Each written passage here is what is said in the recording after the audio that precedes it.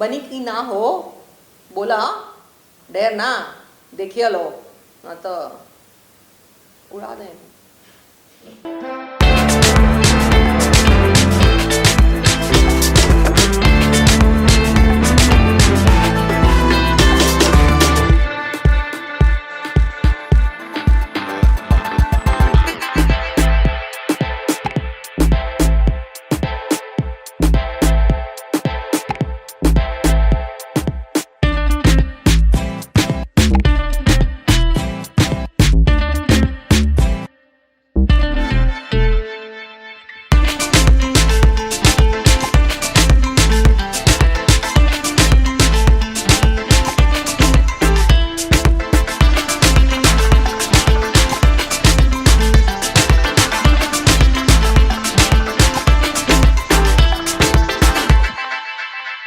Hello everyone, कैसे आप लोग?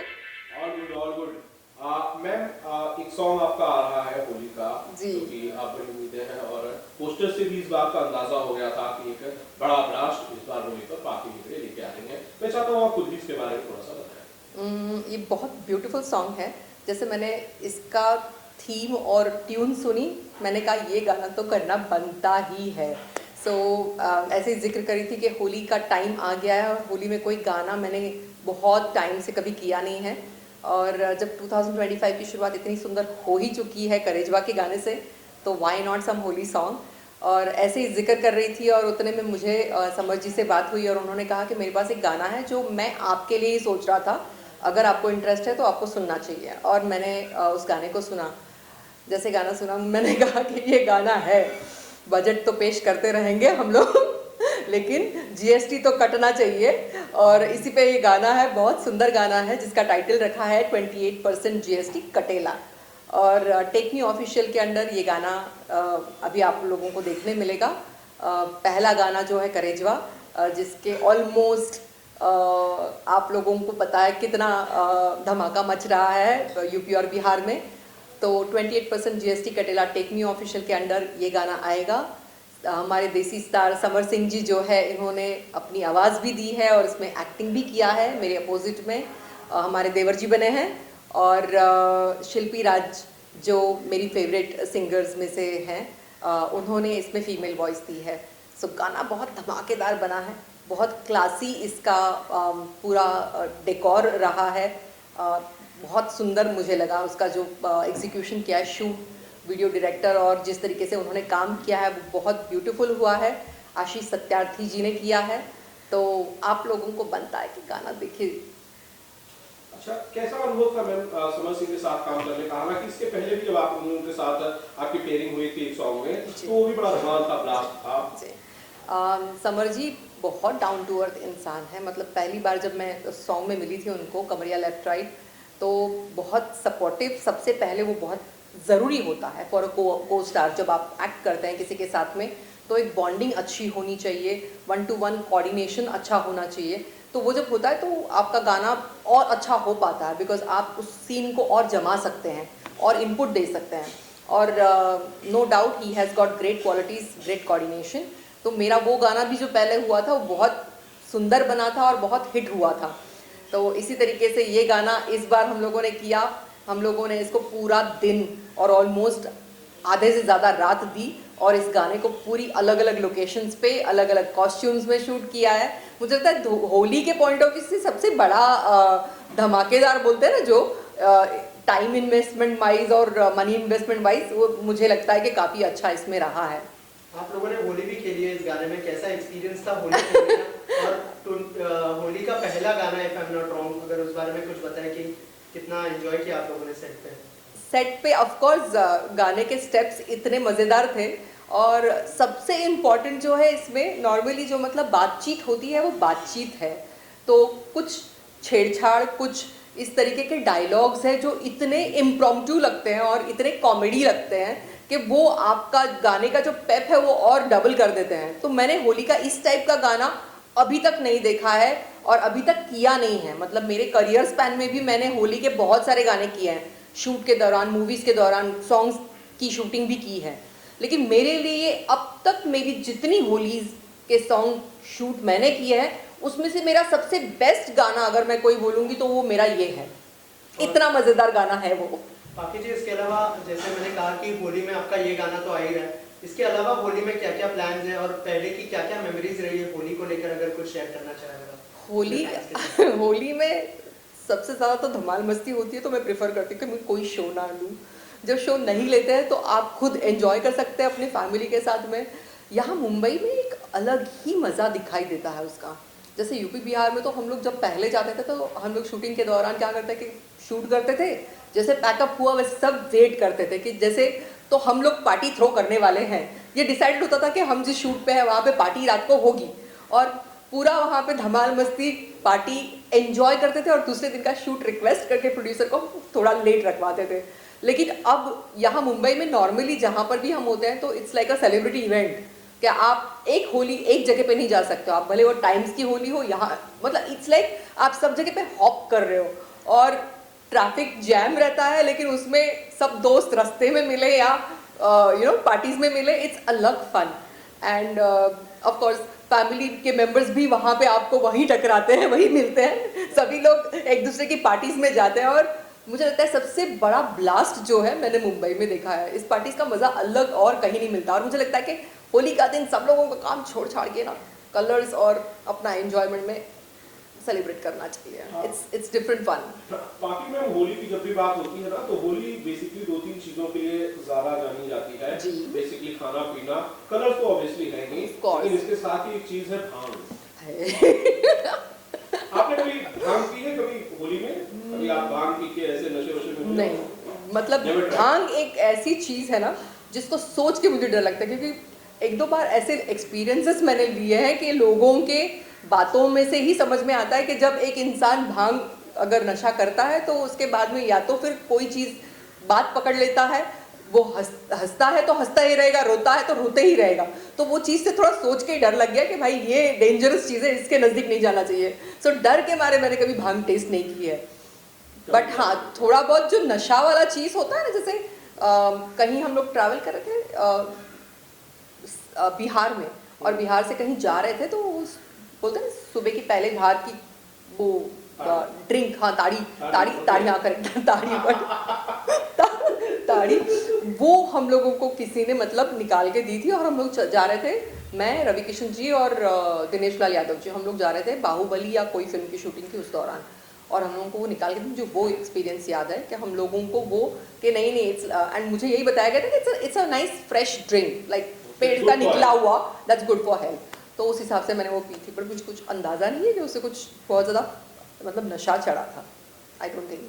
बाकी जी 2025 की शुरुआत आपके लिए बहुत अच्छी हुई है, ऑलरेडी 2 गाने आ चुके हैं, एक गाना तो ऑलरेडी लोगों के बीच में धमाल मचा रहा है, इतने सारे व्यूज आए, क्या कहना चाहेंगे, कितना लकी मानती है और 2025 में और क्या क्या प्लान्स है आपके और क्या क्या आपने सोचा है कि क्या करना है आगे? मैं एज अ पर्सन नंबर्स में बहुत बिलीव करती हूँ। Numerology is my favourite subject, मतलब ऑफ द रिकॉर्ड है as an actor point of view, लेकिन मैं न्यूमरोलॉजी में बिलीव करती हूँ। और नंबर 8 मेरे लिए कभी भी लकी साबित नहीं हुआ है। सो 2024 में कैलकुलेट करके बैठी थी 8, बहुत शांत रहूँगी, कुछ नहीं करूँगी ज़्यादा। लेकिन येस, 2025 इज़ मेरे लिए भी बहुत अच्छा साल है न्यूमरोलॉजिकली, और मैं जितना बिलीव करती हूँ उस हिसाब से मुझे उसका रिजल्ट दिख भी रहा है कि मैंने इस बार अपने आप को ओपन रखा है कि मैं प्रोजेक्ट्स करूँगी। और भले मतलब मुझे पूरी मूवीज़ करने का उतना शौक नहीं बचा, क्योंकि आपके 30 डेज वहाँ इन्वेस्ट होते हैं और उस हिसाब से कुछ रिटर्न्स नहीं मिलते हैं, क्वालिटी वाइज, सिनेमा की क्वालिटी वाइज, या लोगों को मुझसे जो एक्सपेक्टेशन होती है उस टाइप का सिनेमा मैं दे पाऊँगी या नहीं दे पाऊँगी, इस हिसाब से भी।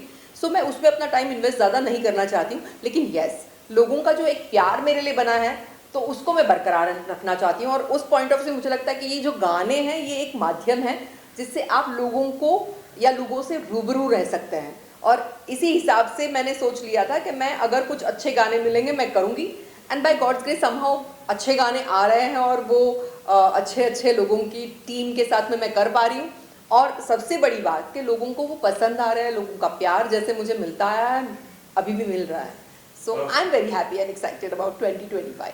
बाकी मैम अभी जो आपका गाना है आपका करेजवा, हाँ जी। बहुत सी पोस्टिंग आए, बहुत से ऑडियंस का ये वो जानना चाहते हैं कि पार्टी मैम की जो खूबसूरती है, खूबसूरती तो अच्छी है, साथ में फिटनेस बहुत अच्छा है, क्या आप कुछ टिप देना चाहेंगे उनको? मैं जेन्युइनली बताऊं, फिटनेस तो मैं अभी ख्याल इसलिए नहीं कर पा रही हूँ बहुत ज़्यादा, क्योंकि मेरी हेल्थ इश्यूज अभी कुछ हैं, जिसके वजह से मैं जो मैं मेरा फॉन्ड ऑफ सब्जेक्ट था जिम करना, मैं नॉर्मली 2 से 3 घंटे जिम करती थी क्योंकि मुझे बहुत अच्छा लगता है, मैं स्पोर्ट्स पर्सन रही हूँ। लेकिन कुछ स्पाइन इश्यूज में नर्व फंसने के वजह से मैं अब उसका मतलब वो नहीं कर पाती हूँ, और उस बात का मुझे बड़ा गम रहता है कि मैं उतनी एक्टिव नहीं रह पाती हूँ। लेकिन हाँ, लाइफ है, लाइफ को आपको एक्सेप्ट करना चाहिए, कभी चैलेंजेस ये आते हैं तो उनको भी लेते हुए आपको आगे बढ़ना है। तो मैं बड़े पॉजिटिवली उन चीज़ों को लेके फिटनेस वाइज ये ध्यान रखती हूँ कि खान पान अच्छा हो, फ्रेश खाना खाएं, आप ये फूड्स जो पैकेट वाले होते हैं वो उनका कभी सेवन ना करें, अरेटेड ड्रिंक्स ना पिए। और फिटनेस का सबसे बड़ा मूल मंत्र है कि आपकी यहाँ से खुशी, आप किसी के ऊपर जाने से जितने परेशान होते हो उससे बेटर है कि यार अपने आगे बढ़ने के लिए कुछ करिए और उसमें खुश रहिए, तो सबसे ज़्यादा खुशी आपके चेहरे पे तभी आएगी। और मुझे लगता है मेरी खुशी का राज यही है कि मैं अपने मस्त रहती हूँ। पाकी जी, इसके अलावा दिनेश जी का जन्मदिन है कल, ये इंटरव्यू पब्लिश होगा तब तक जो है जी उनका बर्थडे बिलेटेड हो जाएगा। Right. तो हमारे माध्यम से क्या विश करना चाहेंगे दिनेश लाल यादव जी को, और थोड़ी अगर उनके साथ की मेमोरी भी आप शेयर जी। करना चाहें, क्योंकि बहुत सारी मेमोरीज है, बहुत सारी फिल्में हैं उनके साथ। बिल्कुल, दिनेश लाल यादव जी को मैं जन्मदिन की बहुत शुभकामनाएं देती हूँ। उनको प्रे उनके लिए यही करूँगी कि उनका स्वास्थ्य अच्छा रहे, वो जीवन में अच्छा करें, और जितनी अच्छी अच्छी फिल्में अभी तक वो देते आए हैं उससे ज़्यादा अच्छी फिल्में और मीनिंगफुल फिल्में जो आज उनसे लोग एक्सपेक्ट करते हैं, उस तरीके की फिल्में वो करें और अपना नाम बरकरार रखें। अच्छा, आज अब वो पॉलिटिकल फील्ड में भी आए हैं, तो जनता की सेवा जेन्युइनली एक ग्राउंड लेवल पे जो करनी चाहिए, क्योंकि वो भी वहीं से उठ के आगे आए हैं। तो उनको पता है कि 500 रुपये में उन्होंने अपने शो की शुरुआत की थी और वहाँ से उनकी जर्नी वहाँ तक गई है। तो बेसिक प्रॉब्लम्स क्या है और क्या होती है वहाँ के लोगों की, वो प्रॉब्लम्स को वो समझ के उनके मार्गदर्शक और उनके एक लीडर बने, ऐसा नेता बने कि वो लोगों को जो उनकी ज़रूरतें हैं उनसे उनको रूबरू कराएं, उनको वो देने के लिए, उनके हक के लिए लड़ें। मैं यही कहूँगी, और मेरे लिए सबसे बेस्ट बर्थडे विशेस उनके लिए यही होंगी कि कीप रॉकिंग एवरी ईयर। बाकी में समर सिंह देसी स्टार से जाने जाते जी। हैं, और जो उत्तर भारतीय हैं, मतलब बिहार के और यूपी के, उन्हें बहुत पसंद करते हैं। आपका एक गाना आया था लेफ्ट कमर लेफ्ट राइट, और ये कमरिया हाँ। कमरिया ऑटोमेटिक लेफ्ट राइट करेला, ऐसे कुछ। और एक अब होली का गाना आ रहा है, जब आप लोग मिले कुछ डिस्कशन हुआ कि कुछ प्रोजेक्ट पे फिल्म करने वाले हैं? डिस्कशन ऐसा नहीं हुआ है, क्योंकि मुझे भी अंदाज़ा नहीं है कि समर जी फिल्में कर रहे हैं या नहीं कर रहे हैं, मुझे इसका रियली अंदाज़ा नहीं है। बट येस, उनको मैं प्रॉपर देसी सा स्टार कह सकती हूँ, क्योंकि उनमें वो फ्लेवर है जो एक होता है ना, धरातल पे रह के हम काम करें और तो उसका वो एक जो फ्लेवर मिलना चाहिए वो उनमें अभी भी नज़र आता है। मैं जब उनको मिली थी वहाँ से लेके अभी as an actor, as a dancer उन्होंने काफ़ी ग्रो किया है, बट उनका देसीपन गया नहीं है। और वो यही बोलते हैं कि यार मुझे वो खोना नहीं है, और वो ज़रूरी है। जितनी मैंने फिल्में की थी, मैं भी हमेशा यही चाहती थी कि हम लोग ये भूल जाते हैं कि किस तरीके से आज कल हमने जो किया और किस लिए जाने गए, और आज हम उस काम को भूल जाते हैं। लेकिन मुझे लगता है कि वो अगर चीज़ हम बरकरार रखें तो हमारी फिल्में साउथ से प्रेरित होकर अगर कुछ सीखना चाहेंगे तो मैं उनसे यही कहूँगी कि उनका लुंगी स्टाइल मत भूलिए, आप अपना गमछा मत भूलिए, आप करिए फिल्म जितनी आपको मॉडर्न करनी है, लेकिन फाइनली लोगों को आपसे जो देखना है वो देसी फ्लेवर देखना है, तो वो मुझे उनमें नज़र आता है। और वो फिल्में करेंगे तो भी उतनी बढ़िया करेंगे, आई नो। आखिर में फैंस को कुछ मैसेज देना चाहेंगे आप? फैंस को मैं यही कहूँगी कि मैं क्या ही कहूँ, मतलब मैं इतने टाइम से आप लोगों के सामने नहीं भी रही, लेकिन मैं जब भी आती हूँ आप लोगों का उतना ही प्यार, उतना ही दुलार मुझे मिलता है ना, फील सो हैप्पी।